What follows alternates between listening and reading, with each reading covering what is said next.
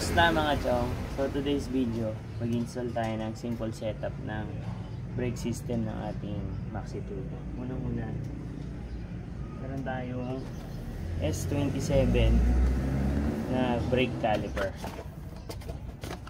Ayan. Yun o, ganda. Huwag naarawan.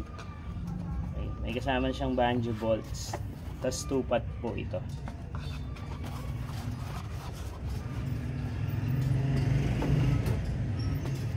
Banjo bolts na may dalawang gold na washer. So, yan po siya.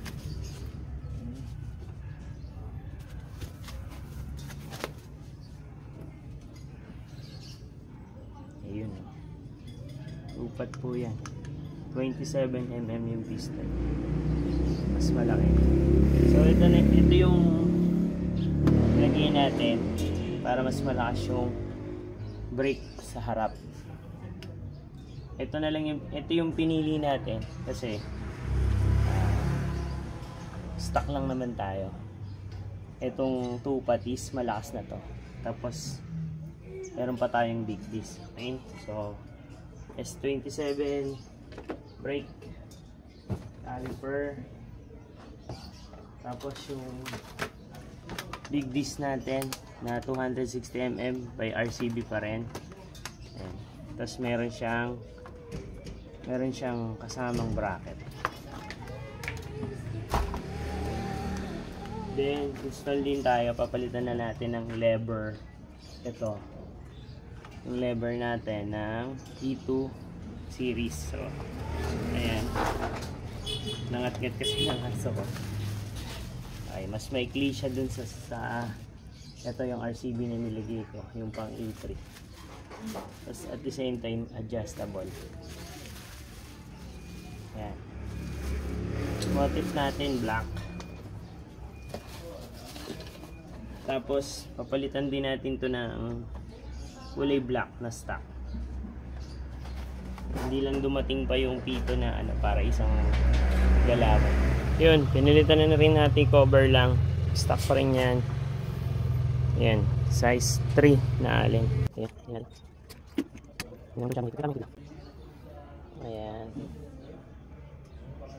Yun, nilagyan natin ng parang case lang. Muna banjo bolts. Okay.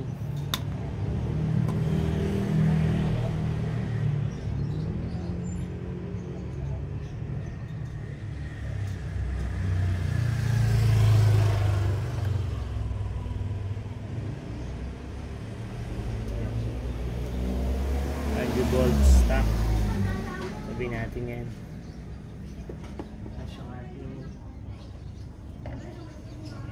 Caliper. Okay, sandwich. Ayan, dito. Tapos dito. Tapos yung ating ayan, nakikita na natin. Kita natin konti. Yung dalawa na natin ng tubig na yung sabon. So muna unahin natin. Tsaka natin, madali lang naman yun sa mag-save. So kailangan mo na mag-bleed muna natin. Okay. So yun tanggal na. Lagyan na natin ating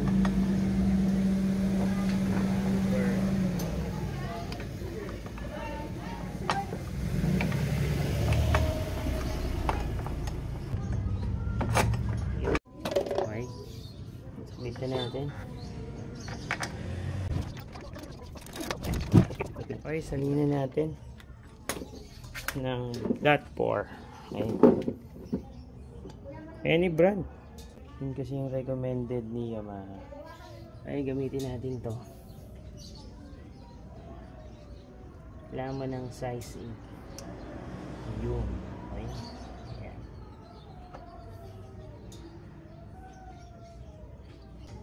So, size 8. Yun, sakto yung 8 dito. Ayan. So bubuksan lang natin. Maganda to kasi hindi na malalagyan ng brake fluid yung ating mags, yung caliper, hanggat hindi nawawala yung bula. May hangin pa yun sa sistema niya.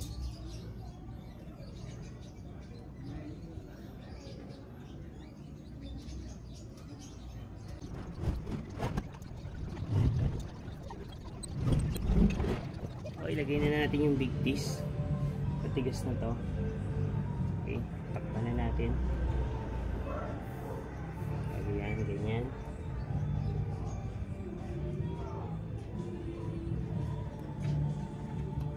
Busa natin ng tubig. Ayan. Ngayon, pagtatanggalin natin, pupukan natin konti.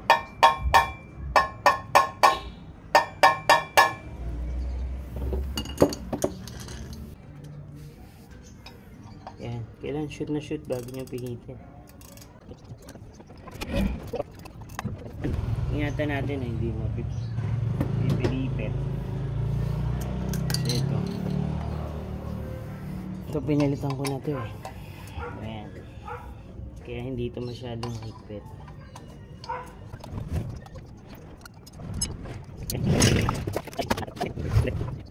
Okay, bigyan natin ng medium thread lock. Konti lang.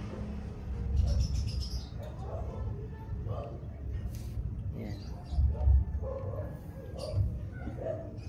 Bigyan ko lang konti para may plano pa rin kasi kung tanggalin to. Papalitan ko ng kulay black na mags.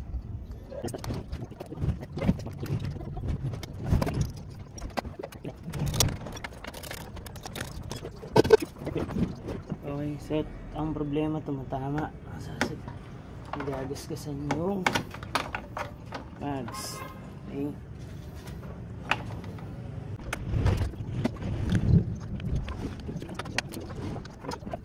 Okay, so may binili tayo. Ito. Ayan. Ang ano lang nito ay dapat ARM eh. Ang nakalagay dun sa Shopee. Tapos pagdating sa akin, GRC nakalagay. Ayan. GRC. Okay. Tingnan natin.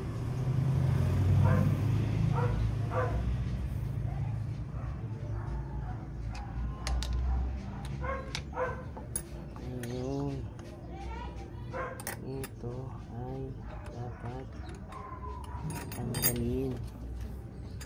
Okay, so tatanggalin ko muna ito. Pero bago yan, fit muna natin. Test fit. Okay, natanggal ko na. Yan. Yan. GRC Shopee. Hindi naman siya banat. Sakto lang. Tanggal ko na. So bago nyo ikabit sa caliper, tanggalin nyo muna ito. Kung maglalagay kayo ng extension. Okay? Ayan, tapos papalit na natin yung lever natin. Size 10 lang yan. Ayan.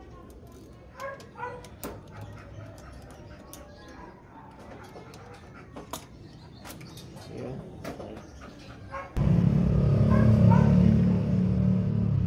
Tapos lagyan natin ng grasa. Yun ah. Damn. Okay. Ayun. Ayun, nalagyan na. Gusto mo na natin. Medyo tutulak mo ng konti.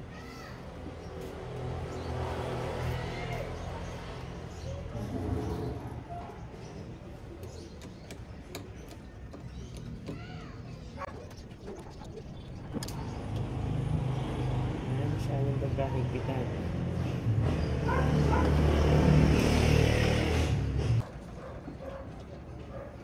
Ayun. Dito papansin nyo na mas maikli itong E2 lever.